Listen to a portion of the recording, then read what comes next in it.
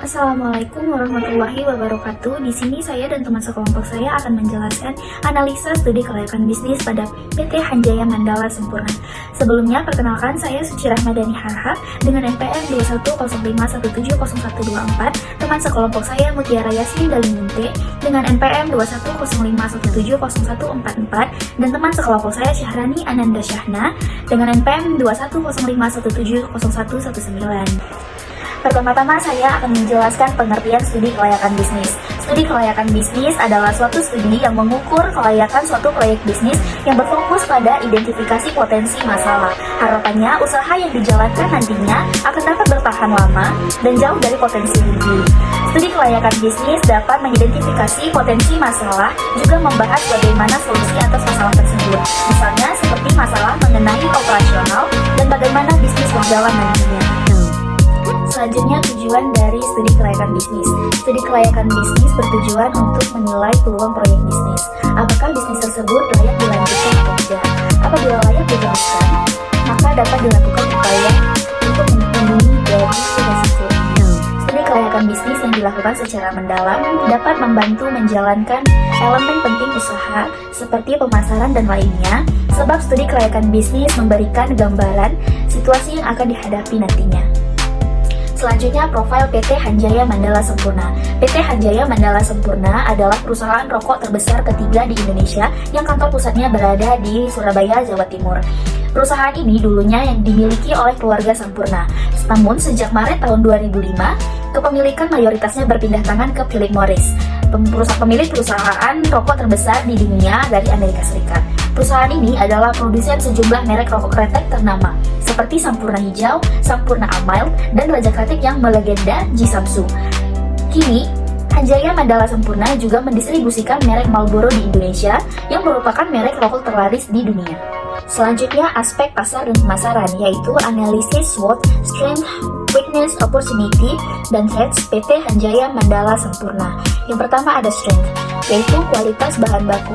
Bahan baku Sempurna sudah terpercaya. Kualitas bahan baku menjadi andalan Sempurna bersaing dengan 4 perusahaan rokok terbesar di Indonesia lainnya.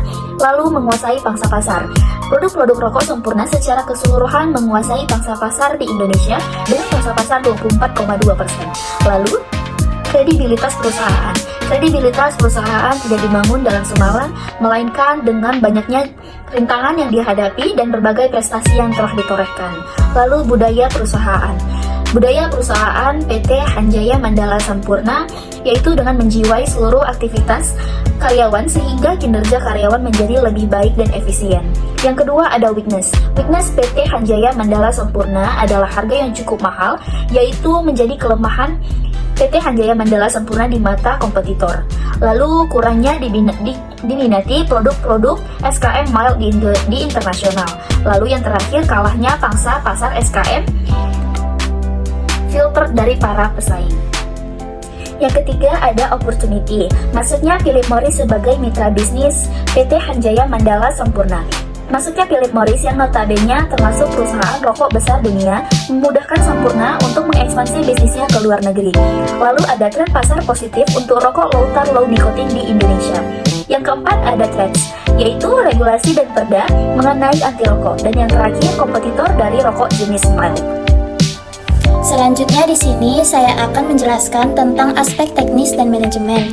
Di sini tembakau biasanya disimpan hingga selama 3 tahun dalam lingkungan terkontrol untuk membantu meningkatkan cita rasanya. Setelah dipanen dan dikeringkan, tembakau dan cengkeh dibawa ke lokasi pabrik. Cengkeh juga melewati proses penyimpanan serupa hingga selama 1 tahun sebelum diproses menjadi cengkeh rajang atau cut cloth. Lalu, rokok kretek dapat berupa sigaret kretek tangan atau SKT atau sigaret kretek mesin atau SKM. Industri kretek Indonesia inilah masih menggunakan metode perlintingan secara manual, sehingga mencapai 350 batang per jam. Setelah siap, rokok pun kemudian dikemas, lalu dikirimkan untuk proses distribusi, proses manajemen mengatur operasi. Lalu tata kelola perusahaan ini dan manajemen strategis. Proses inilah menetapkan tujuan dan standar yang mengarah pada kerja proses primer dan pendukung yang efisien dan efektif.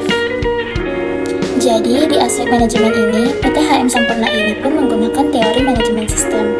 Menurut teori ini, karyawan pun merupakan komponen yang penting dalam sebuah perusahaan, dan elemen lain yang penting untuk kesuksesan bisnis adalah departemen, kelompok kerja, dan unit bisnis. Teori ini dicerminkan oleh misi dari PT HM Sampurna, yaitu falsafah tiga tangan.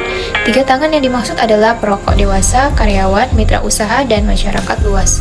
Pada aspek ekonomi, Sampurna berfokus dalam memberikan akses lebih besar terhadap materi pendidikan melalui pusat pembelajaran masyarakat dan mobil pustaka.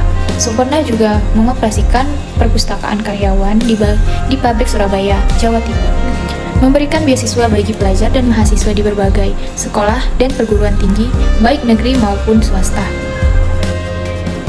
Pada aspek keuangan, menjelang seabad keberadaannya di Indonesia, perusahaan rokok PT Hanjaya Mandala Sampurna Tbk membukukan laba bersih 2011 sebesar 8,6 triliun. Perusahaan berhasil meraup pendapatan hingga 31,96 triliun.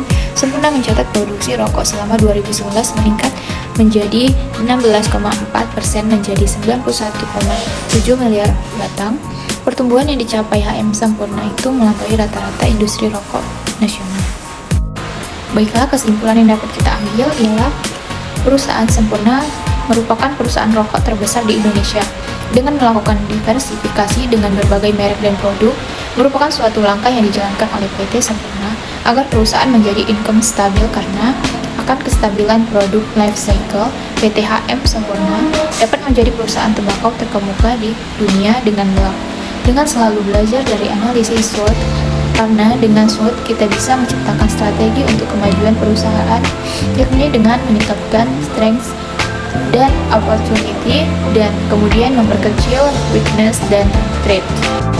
Baiklah teman-teman, mungkin ini saja penjelasan saya mengenai analisis studi kelayakan bisnis pada PT HM Sampurna. Semoga video ini bermanfaat untuk kalian semua, dan kurang lebihnya saya dan teman-teman saya mohon maaf. Assalamualaikum warahmatullahi wabarakatuh.